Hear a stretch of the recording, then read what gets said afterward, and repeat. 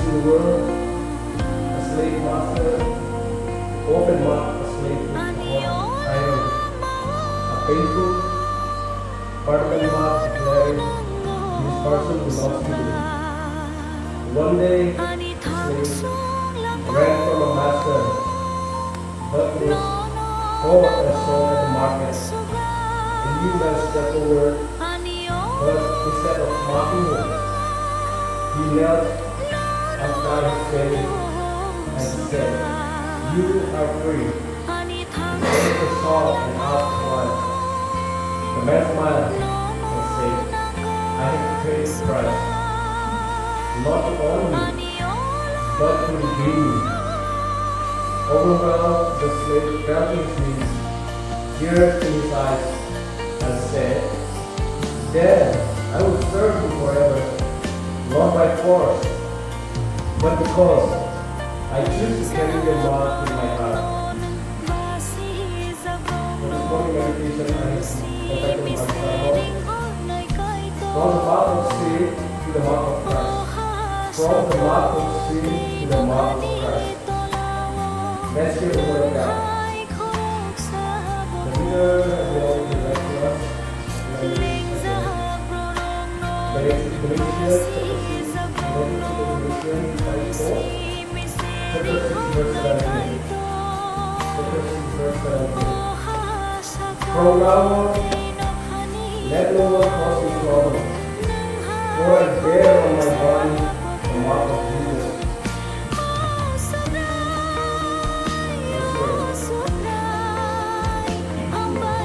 Loving Father in heaven, help us read your word clearly, open every heart to receive your word.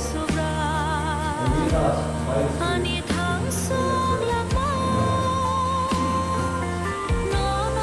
So as I say, this morning,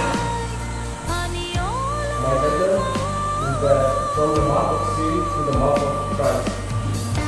In Galatians chapter 6 verse 17, Paul declares, "From now on, no one else cause me trouble, for I bear on my body the mark of Jesus." The Greek word stigmata refers to scars and wounds. These scars were received by Paul through persecution, beating, and hardship while serving Christ. In the ancient world, stigmata described brand on slaves, shoulders, or the bodies, soil on the seat, or loyalty, or applied to delivery spiritually. These scars were a visible sign of belonging to Christ. Unlike the false teachers who boasted about circumcision or marks were evidence of belonging to Christ. They symbolize identity, suffering, and honor in following Jesus Christ. To see this clearly, you can trace the story of Mark throughout the Bible, from creation to the fall, from Christ's redemption to the Spirit, transforming the world. My first story is that the first mark, life of God, the first mark, life of God, Genesis chapter 7. The very first mark that God placed on humanity was bread, the bread of life. God formed man from the dust of the ground and bread into his nostrils, the bread of life. And man became a living being. This bread gave humanity identity as children of God.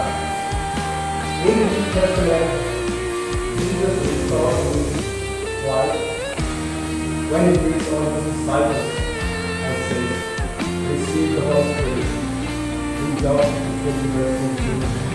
Paul quotes this when he declares, "It is no longer I who live, but Christ who lives in me." The true mark of Christianity is by God's Spirit.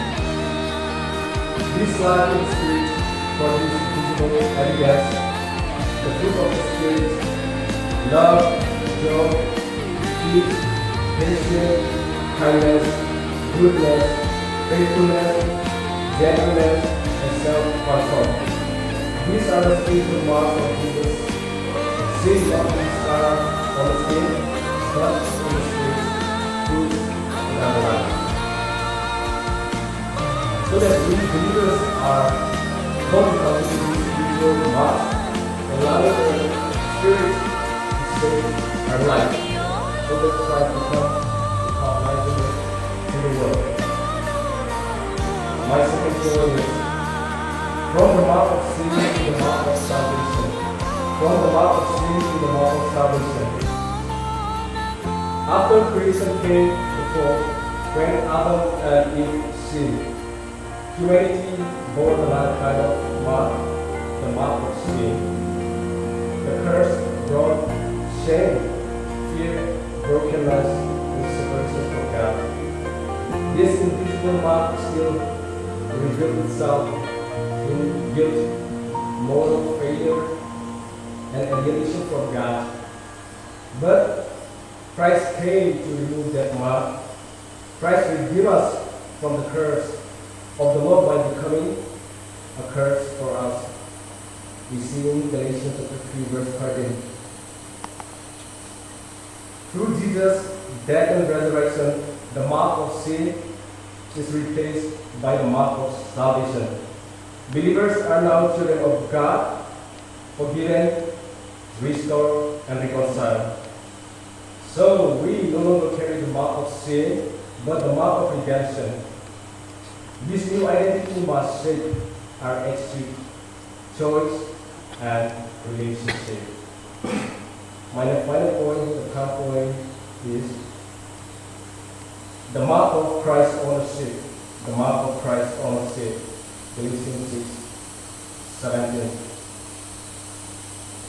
In Galatians 6:17, Paul speaks of bearing the mark of Christ, referring to the scars of persecution he endures for the gospel.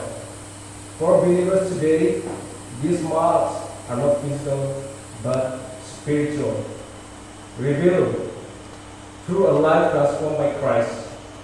Our witness is shown when we courageously proclaim Christ through words and action, even in challenging circumstances.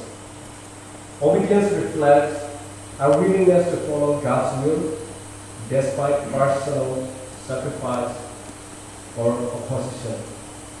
Surrender demonstrates yielding our ambition, relationship, and daily choice of Christ's lordship. These qualities, witness, obedience, and surrender, are the true sign of Christ's ownership, the visible evidence that we belong to Jesus. So every believer should examine whether our life clearly reflects Christ's ownership. Do others see Christ's love, patience, and compassion in us? So as we come to the conclusion of today's sermon, we see the story of humanity is written in marks, from the breath of God in creation, to the wounds of sin in the fall, to the healing of salvation at the cross. Every life bears a mark. Paul carried the scars of Christ as a proof of his devotion. We may not bear those physical wounds, but we are called to display the spiritual mark of Christ.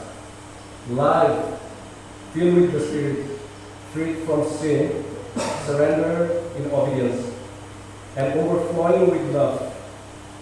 Once sin marked us as a slave, but now Christ made us as his own.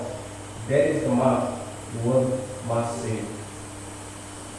May the good Lord bless us through this sharing. Amen. And I will turn the time to the leader.